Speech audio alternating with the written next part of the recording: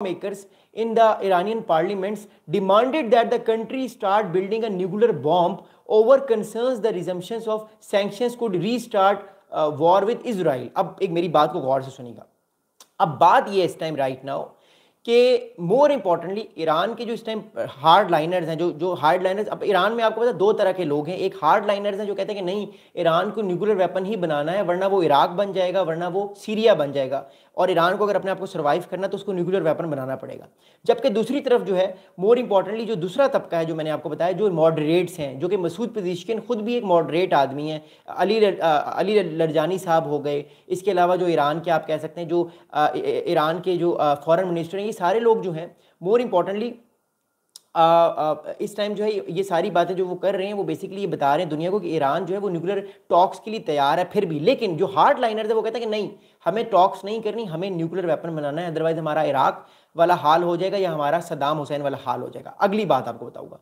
अब बात इस टाइम ये है कि ईरान के प्रेसिडेंट मसूद पेज़ेश्किन साहब ने आज एक यूनाइटेड नेशन जनरल असेंबली में जो है वो मोर इम्पॉर्टेंटली स्पीच की है। आप लोगों ने वो स्पीच सुनी होगी, अगर नहीं सुनी तो वो सुनिएगा। 20-25 मिनट की वो स्पीच है, लेकिन मैंने वो स्पीच सुनी है पूरी। मैं वो स्पीच सुनने के बाद कुछ बहुत इंपॉर्टेंट चीज़ों पर पहुंचा हूं। अब ईरान के प्रेसिडेंट मसूद पेज़ेश्किन साहब ने आज यूनाइटेड नेशन जनरल असेंबली में स्पीच करते हुए कहा है कि Iran will never seek to build a nuclear bomb, we have no desire to hurt them. Iran के प्रेसिडेंट मसूद पेज़ेश्किन साहब ने आज कैटेगोरिकली ये कहा है यूनाइटेड नेशन जनरल असेंबली में कि Iran is not willing to seek a bomb, मतलब ईरान को न्यूक्लियर वेपन नहीं चाहिए, ना ईरान किसी को हर्ट करना चाहता। दम का मतलब है कि अमेरिका या इसराइल को ईरान हर्ट नहीं करना चाहता, और ईरान जो है वो न्यूक्लियर वेपन की जो है वो टॉक्स करना चाहता है, लेकिन ईरान पे आप सैंक्शंस मत लगाएं। ईरान जो है मोर इंपॉर्टेंटली वो न्यूक्लियर बॉम्ब नहीं बना रहा। ये इन्होंने एक मैसेज दिया यूनाइटेड नेशन जनरल असेंबली में। अगली बात बताऊंगा। अब मोर इंपॉर्टेंटली एक सोर्स ने अपना नाम नहीं बताया, एक सोर्स ने अपना नाम नहीं बताया, लेकिन उस सोर्स ने एक बात बताई है बड़ी इंपॉर्टेंट।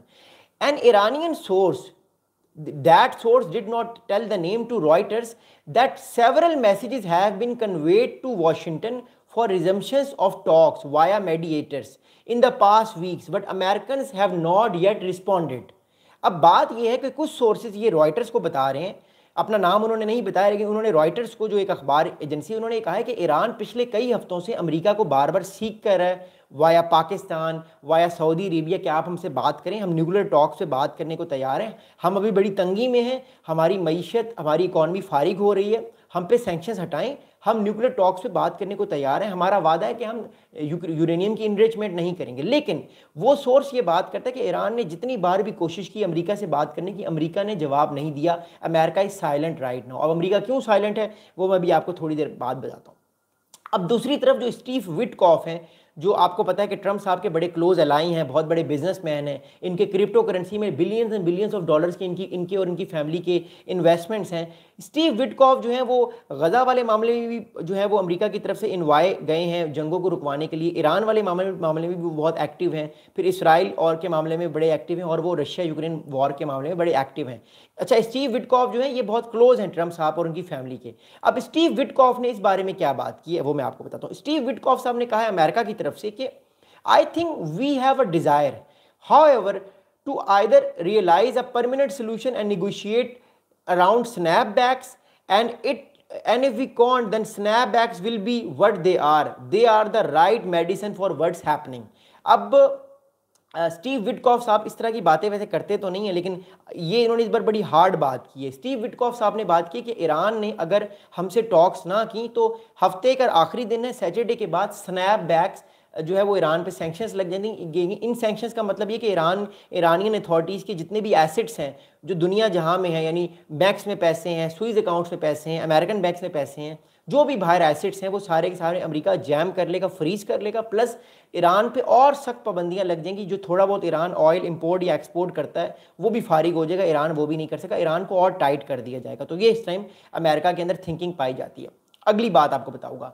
अगली बात स्टीव विटकॉफ साहब ने की कि ईरान के लिए यही मेडिसिन है, अगर ईरान नहीं बात करेगा हमसे तो हम ईरान को टाइट करेंगे। दूसरी तरफ ईरान के कुछ सोर्सेज ये कह रहे हैं कि ईरान तो बात करने को तैयार है अमेरिका से, लेकिन अमेरिका इस टाइम ईरान के साथ सीरियस नहीं है, वो ईरान को और तंग करना चाह रहा है। तो ये एक बात होगी न्यूक्लियर मामले की। इस टाइम एक तरफ तो ईरान प्रेशर में है कि ईरान पे सैंक्शंस लग जाएंगी, ईरान की इकॉनमी ऑलरेडी बहुत प्रॉब्लम में है, और ज़्यादा ईरान की इकॉनमी प्रॉब्लम में आ जाएगी। एक बात तो ये होगी। दूसरा प्रॉब्लम इस टाइम जो है वो ईरान के लिए है पाकिस्तान सऊदी अरेबिया का अलायंस। मैंने आपको ऑलरेडी मैप्स भी दिखाए हैं, मैंने बात भी की है। पाकिस्तान सऊदी अरब का अलायंस ईरान के लिए इसलिए प्रॉब्लमेटिक है क्योंकि फिलहाल तो ईरान के ताल्लुकात सऊदी अरब से बहुत अच्छे हैं, लेकिन हम सबको ये पता है कि ईरान और सऊदी अरब के ताल्लुकात हमेशा बड़े कूजी रहे हैं। कभी अच्छे होते हैं, कभी बुरे होते हैं, फिर अच्छे हो जाते हैं, फिर बहुत अच्छे, फिर दोबारा से उस पोजीशन पे आ जाते हैं। तो इट शोज़ कि ये सारी चीज़ें जो है ये ईरान पे प्रेशर डालती हैं और ईरान फिर कोशिश करता है कि वो अपनी मिलिशियास को स्ट्रॉन्ग करे, क्योंकि ईरान जारी बात है डायरेक्ट तो नहीं लड़ सकता अमेरिकन पावर से या इन अरब कंट्रीज़ से, क्योंकि अमेरिका सपोर्ट करता है इन अरब कंट्रीज़ को। तो वो कभी हिजबुल्ला को पैसे देकर उसको स्ट्रॉन्ग करता है, कभी यमन में हूती फोर्सेज को, कभी हमास को पावरफुल करता है। So right now what Iran is doing कि ईरान ने अपनी जो डिप्लोमेसी है उसको थोड़ा सेटबैक तो हुआ है, लेकिन ईरान ने अप्रिशिएट किया है कि जो पाकिस्तान सऊदी अरबिया का अलायंस है उसको ईरान ने अप्रिशिएट किया है। अब मसूद पेज़ेशकियान साहब ने अपनी जो स्पीच में क्या बात की है पाकिस्तान सऊदी अरब के बारे में, वो मैं आपको बताता हूँ। According to the Iranian president at United Nation General Assembly, he welcomed the landmark mutual defense treaty between Pakistan and Saudi Arabia as the beginning of a comprehensive regional security system। आप इस बात को बड़े गौर से सुनिएगा। इस time जो है ईरान की तरफ से ये मैसेज बार बार दिया जा रहा है कि जो पाकिस्तान और सऊदी अरब के दरमियान जो एक ताल्लुकात बेहतर हुए हैं, ये रीजनल सिक्योरिटी मैकेनिज्म की बात है, मतलब मामलात अच्छे हैं, पूरे रीजन में सिक्योरिटी आएगी। आगे मसूद पेज़ेशकियान साहब ने बड़ी इंपॉर्टेंट बात की, क्योंकि मैंने इनकी पूरी स्पीच आज सुनी, आप भी जरूर सुनिएगा। मसूद, आप लोग प्लीज़ कमेंट्स भी करते रहें।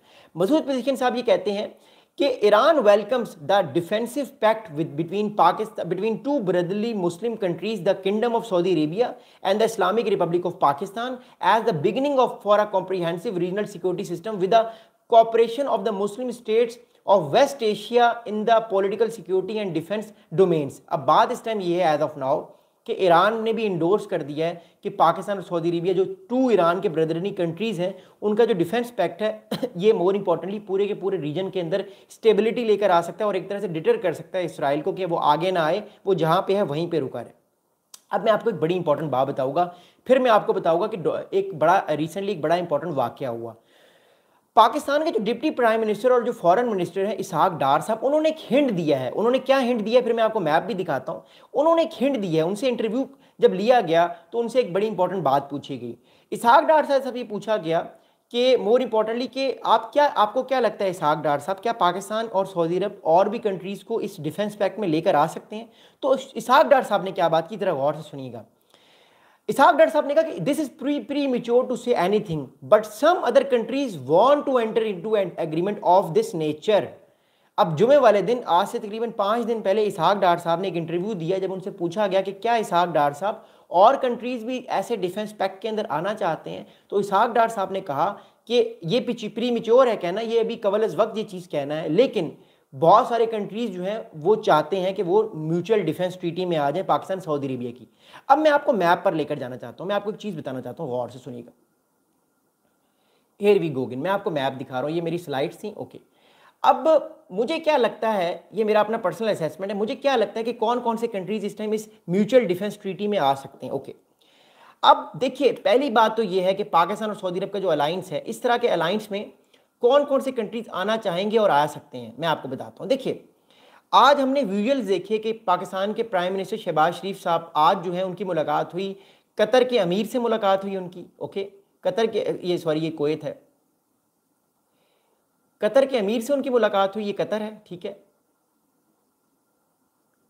कतर के अमीर से उनकी मुलाकात हुई। जॉर्डन के उनके किंग से मुलाकात हुई, जॉर्डन के किंग से उनकी मुलाकात हुई।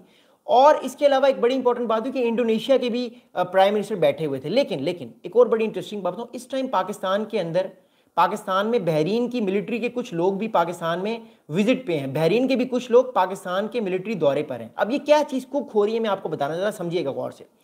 पाकिस्तान सऊदी अरब का जो डिफेंस पैक्ट है वो तो हो चुका, लेकिन कतर के अमीर थानी साहब और जॉर्डन के जो किंग हैं उनकी मुलाकात हुई है थोड़ी देर, कुछ घंटों पहले शहबाज शरीफ साहब से, जो पाकिस्तान के प्राइम मिनिस्टर हैं, वो न्यूयॉर्क में। और बहरीन के जो मिलिट्री ऑफिशियल्स हैं वो इस टाइम पाकिस्तान में रावलपिंडी में GHQ में बैठे हुए हैं, पाकिस्तान की टॉप मिलिट्री लीडरशिप से वो बात कर रहे हैं। अब ये कुक क्या हो रहा है वो मैं आपको बता दूं। देखिए, मैंने आपको ऑलरेडी ग्रेटर इसराइल का मैप दिखाया हुआ है, लेकिन उससे पहले मैं आपको एक चीज़ बताना चाहता हूँ, एक चीज़ समझाना चाहता हूँ। देखिए, कतर पे जब ये स्ट्राइक हुआ है, अमेरिका ने कतर को नहीं हेल्प किया, तो उसके बाद रीजन में डर पाया जा रहा है। Already we know that Saudi Arab ने फ़ौरन से कहा कि मैं अपनी तो मैं जान बचाऊं, फ़ौरन से उसने पाकिस्तान के साथ डिफेंस ट्रीटी कर ली है। अब बात इस टाइम ये है कि कतर भी चाहता है, मेरा अपना ख्याल है कि क्योंकि स्ट्राइक तो कतर पे हुई है ना, सऊदी अरब पे तो नहीं हुई, लेकिन कतर भी चाहता है कि वो भी इस डील में आ जाए ताकि कल को वो ह्यूमिलेट ना हो सके और पाकिस्तान डिटर कर सके, मोर इंपॉर्टेंटली किसको, पाकिस्तान डिटर कर सके इसराइल को आने वाले किसी अटैक से। और